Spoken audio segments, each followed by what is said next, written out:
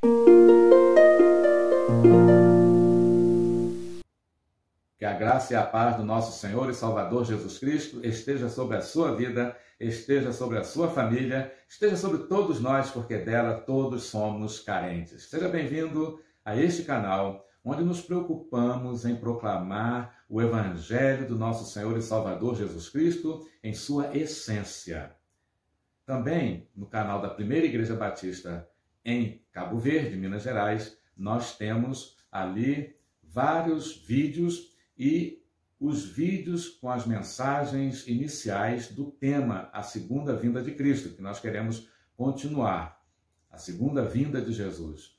E lá nós colocamos os pontos onde há convergência, concordância entre todos os cristãos evangélicos que têm a Bíblia como a única regra de fé e prática, a autoridade final, definitiva, atual, é a palavra de Deus, infalível, que não contém erro. Então esses concordam em vários pontos sobre o final dos tempos, a segunda vinda de Jesus e a eternidade, né? Da qual sabemos muito pouco. Então, nós temos alertado aqui aquilo que Jesus deixou, o alerta de Jesus, não é nosso alerta.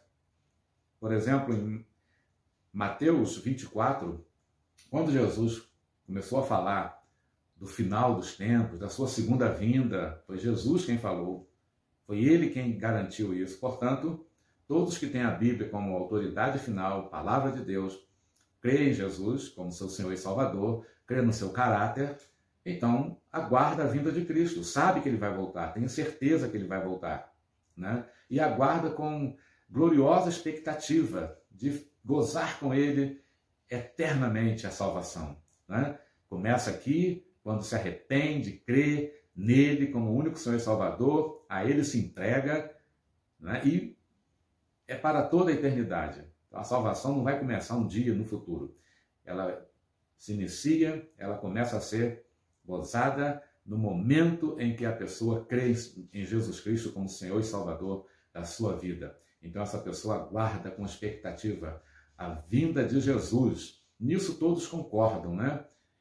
Por quê? Porque sabe que pela graça de Deus foi salvo, não pela sua religião, bondade, merecimento, jamais, a Bíblia jamais coloca isso.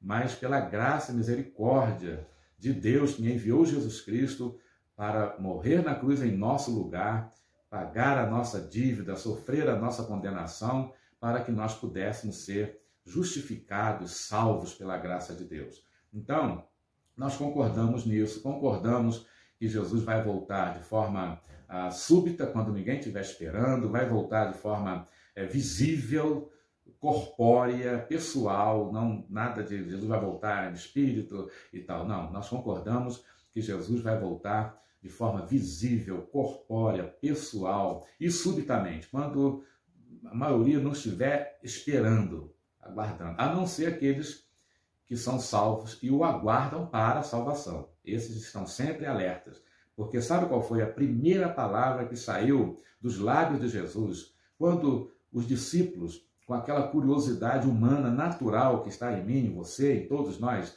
aquela curiosidade de querer saber os mistérios, né? Querer saber sobre o final dos tempos, por isso que esse assunto atrai muita gente. E há muitos aproveitadores, falsos mestres, falsos profetas, explorando essa curiosidade, e as pessoas estão tentando matar a sede da sua alma com veneno, falsas profecias, com falsos mestres, né? Então, é preciso ouvir o que Jesus diz. Olha só a resposta de Jesus à pergunta natural da curiosidade humana que os seus discípulos lhe fizeram. Está em Mateus 24, abra aí, Mateus 24, versículo 2 a 4. Não vamos ler todo o capítulo de Mateus, né? Mas só o início, só a primeira fala de Jesus. Respondendo ele, lhes disse, Jesus, Mateus 24, 2, lhes disse, vês tudo isto? Grande templo de Jerusalém, aquela obra magnífica, né? Então, vocês estão vendo tudo isso? de certo vos digo que não ficará aqui pedra sobre pedra que não seja derribada. Bom, saíram dali, foram para o Monte das Oliveiras. E aconteceu o seguinte: estando ele sentado no Monte das Oliveiras, os discípulos se acercaram e o tomaram à parte, chamaram à parte, né?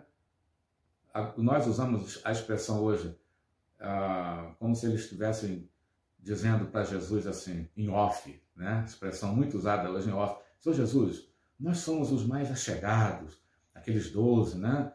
Não dá para o Senhor quebrar o galho para nós, fala só para nós aqui, ó. Não precisa falar para a multidão, não, para todos, mas para nós.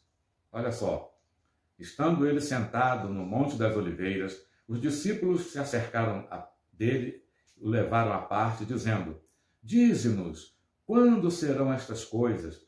E que sinal haverá da tua vinda e do final dos tempos ou dos séculos? Como será o final dos tempos? Conta para nós aí os detalhes. É o que a maioria quer. A maioria que é enganada, que segue os falsos profetas.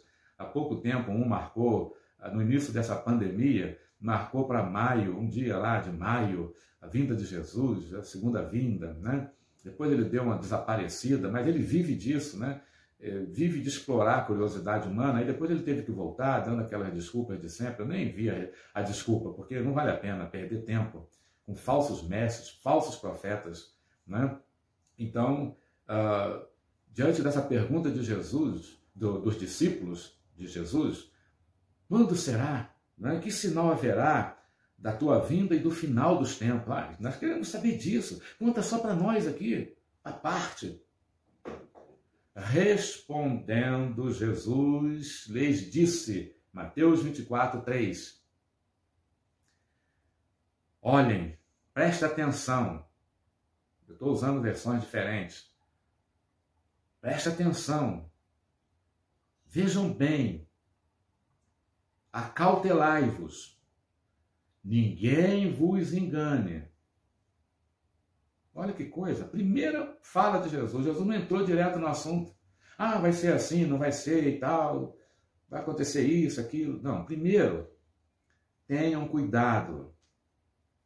Você acredita que todas as pessoas que buscam esse assunto, com qualquer um, eles estão obedecendo isso aqui? Isso vale? Tem valor? Essa palavra de Jesus? Não tem. Senão não dariam ouvido a falsos profetas. Aqui no capítulo 24, 25 de Mateus, ele deixa claro o que nós devemos saber. Quando perguntaram, quando vai ser? Vocês não competem saber, a ninguém compete saber. Portanto, qualquer um que marcar a data é falso profeta. Isso não é questão de julgamento. Foi Jesus quem disse. Se é julgamento, foi ele que julgou. A gente só repete o que ele disse. É falso profeta. Marcou data, marcou a época exata, é ano 21, 2021. Foi no ano 2007, ou seria, né? Em 1985 ou 6, uma profetisa marcou para 2007. Nós estamos em 2020. Agora estão remarcando para 2021, 2023, não sei o que lá, vai ser o ano disso, daquilo, da grande tribulação. E a grande tribulação, para uns, ela antecede a volta de Jesus. Aqueles que aguardam a vinda de Jesus para a salvação, para o gozo eterno, anseiam pela volta dele, e nisso todos os que creem na Bíblia como a palavra de Deus, se renderam a Cristo, creram nele como Senhor e Salvador, aguardam com doce, alegre expectativa para a salvação. E aqueles que não creram nele, esses realmente têm que ter medo. Mas se pelo menos eles se convertessem, né, ouvindo essas palavras ilusórias, mas na verdade é uma mera tentativa de satisfazer a curiosidade. Isso não leva a lugar nenhum. Pelo menos, pelo contrário, afasta do verdadeiro evangelho, que conclama o arrependimento, conclama o conserto, o verdadeiro evangelho de Cristo. É a apresentação da mensagem gloriosa da graça de Deus. Continuando então. Agora nós prometemos que iríamos entrar na divergência. Então uma palavra que nós queremos logo de início dar é seguir o conselho do teólogo Wayne Grudem, que nós também usamos aqui no nosso estudo, né? E o conselho é o seguinte: olhe a opinião contrária, divergente da sua, mas que é baseada na Bíblia. São cristãos evangélicos que têm a Bíblia como a regra de fé e conduta e autoridade final, né? Então, olha para a opinião divergente com amor, com consideração, né? E com respeito à opinião contrária. Por quê? Essas divergências não fazem parte daquilo que é essencial. O essencial é ter a certeza de que Jesus vai voltar de forma súbita, corpórea, visível, né? É a certeza de que vai estar com ele para sempre, na glória, gozando a eterna salvação. Isso é essencial. Mas alguns detalhes que não são essenciais, isso não quer dizer que não sejam importantes. São importantes, mas não é o essencial. Então, há divergências em alguns detalhes, pormenores. Por isso que não deve haver aquele espírito de uma disputa para ver quem está certo. Não leva a lugar nenhum. Com respeito, amor, né? Tolerância. São esses os pormenores. Primeiro, Jesus pode voltar a qualquer momento. É iminente a volta de Jesus. Isso quer dizer, pode ser hoje, agora, nesse momento. Na hora que você acabar de ouvir essa mensagem, Jesus pode voltar. Ele pode voltar daqui a 5 minutos, 10 minutos. Pode nem dar tempo de você terminar de ouvir a mensagem. Então, muitos acreditam que sim. E as pessoas que acreditam nessa volta iminente de Jesus, a qualquer momento, elas se baseiam na Bíblia? Sim, se baseiam na Bíblia. Há muitos textos bíblicos. Nós vamos citar alguns, tá? Se for possível, vamos deixar aqui na descrição do vídeo, aqui embaixo. Mateus 24, 42 a 44. Ou vamos combinar assim, Mateus 24. Você vai ver vários versículos ali falando dessa possível volta iminente de Jesus. Mateus 25 também. Você vai ver versículos 25, 13, por exemplo, falando da volta que pode ser iminente de Jesus, a volta iminente. Marcos 13 também, 32, 33, tá? 34 a 37, enfim, Marcos 13. Primeira carta de Paulo aos Coríntios, capítulo 16, 22. Aí vários outros textos. Não vamos citar todos, porque o nosso tempo é reduzido. Se for possível, vamos deixar vários textos aqui na nossa descrição. Então, o que dizer desses textos? São textos bíblicos, tá? Quem lê pode concluir que Jesus pode voltar de forma iminente. Pode voltar hoje, pode voltar amanhã, né? Não estou falando de amanhã, ou amanhã bíblico, não. Amanhã mesmo, hoje mesmo, agora. Hoje, à meia-noite. A pessoa pode acreditar, sim, não há problema nenhum nisso, né? Outros acreditam que não, que primeiro tem que se cumprir alguns sinais para a volta de Cristo.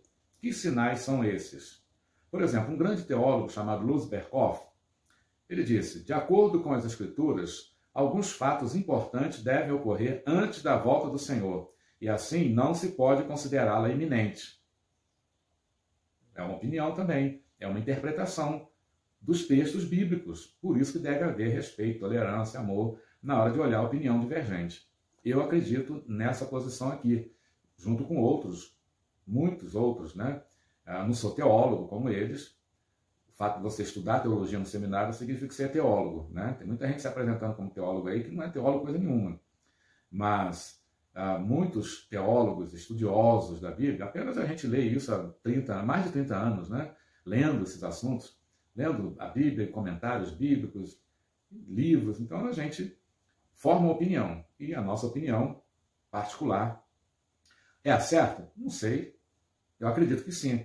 Mas você tem que aceitar ela como certa? Não sei. Depende de você, né?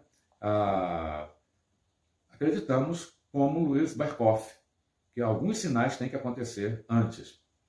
Quais são esses sinais? A pregação do Evangelho a todas as nações. Primeiro grande sinal.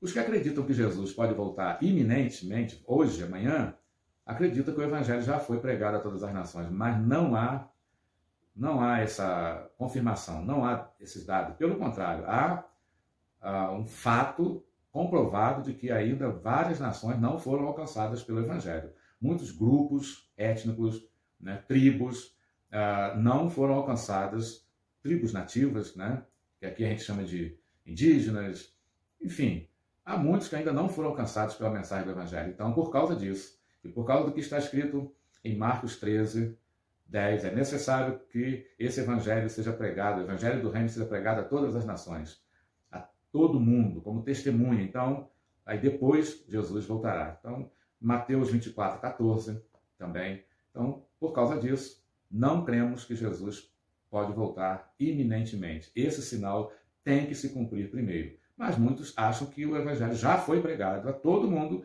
e que, portanto, Jesus pode voltar hoje ou amanhã, iminentemente. Outro grande sinal, e nós vamos parar por aqui hoje, porque esse sinal aqui nós vamos falar mais dele quando falarmos do milênio, é a grande tribulação.